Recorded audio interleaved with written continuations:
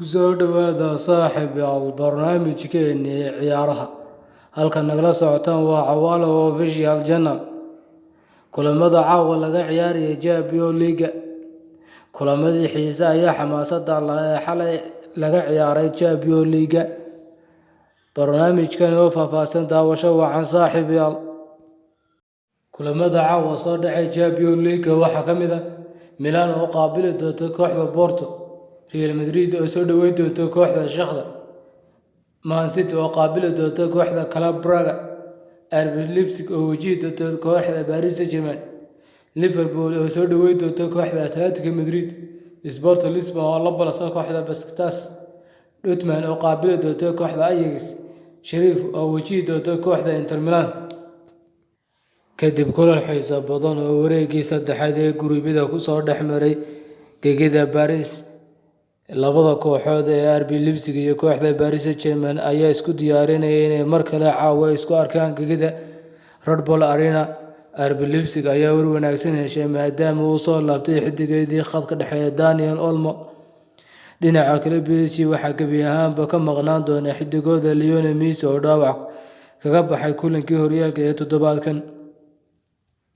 Real Madrid ayaa isku dayi doonta inay ka sii socoto guusheedii 5-0 ahayd ee bishii hore kaga soo gaadhay kooxda Shakhtar Donetsk, ayaa caawa mar kale ku qaabilaysa gegideeda Santiago Bernabeu.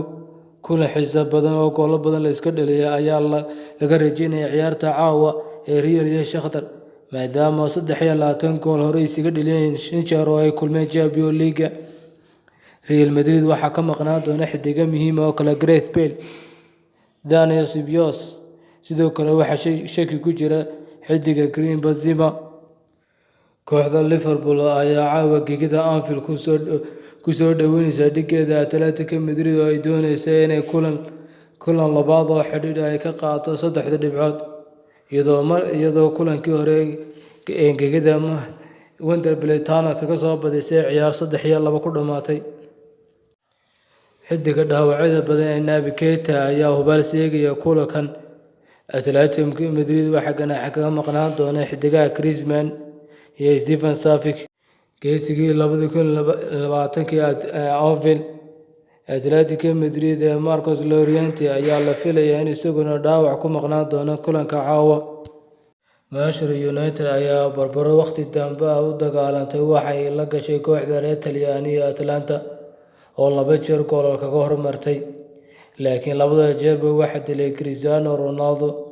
Labada gool waxa uu saxeexay Cristiano, mid ka mid wuxuu saxay waqtigii dheeraadka ee lagu daray ciyaarta.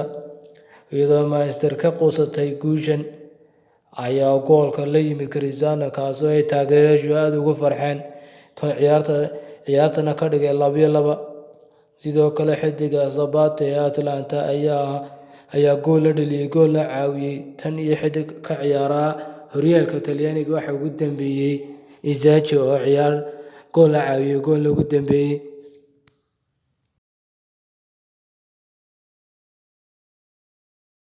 Cristiano Ronaldo ayaa xalay loo doortay xiddigii garoonka kadib bandhig fiicnaa uu la yimi ciyaartii dhex martay Man United iyo Atalanta, taasoo uu 2 gool shabakga Atalanta ku hubsaday, iyo dhaqdhaqaaqyo badan iyo fursado badan oo abuuray darteed ayaa loo magacaabay xiddiga garoonka. Barcelona ayaa guul aad ugu baahneyd waxay ka soo gaadhay kooxda reer Ukraine ee Dynamo Kiev oo ay ku garaacday 1-0. Goolka madiga ah waxa uu dhaliyay Ansu Fati ayaa Barcelona ka caawiyay inay helaan guushan ay ka soo gaadheen ay ku galeen kaalinta labaad ee hormada Gruupka E, iyagoo ka sare maray kooxda Benfica. Kooxda Bayern Munich ayaa xasuuq u geysatay kooxda reer Portugal ee Benfica oo ay kaga adkaadeen 5-2. Roberto Lewandowski ayaa dhaliyay 3-da, halka 2 gool oo kale ay ku darsadeen Gnabry iyo Lloris. Kooxda Bayern Munich ayaa noqotay kooxdii koowaad ee u soo baxday wareegga 16 ee Champions League. Kooxda kubadda cagta Chelsea ayaa guul ka soo gaadhay kooxda reer Sweden ee Malmo, kulan ay fursado badan iska khasaariyeen labada kooxoodba. Blues ay u safartay Malmo ayaa waxay soo heshay 3 dhibcood oo muhiim ah oo ka caawiyay guushan Chelsea inay fadhiisato kaalinta labaad ee gruubka ay ku jiraan iyaga kooxda Juventus. Chelsea oo leh 9 dhibcood. Kooxda Juventus ayaa guul muhiim ah ka soo gaadhay kulankii dhexmaray kooxda Zenit.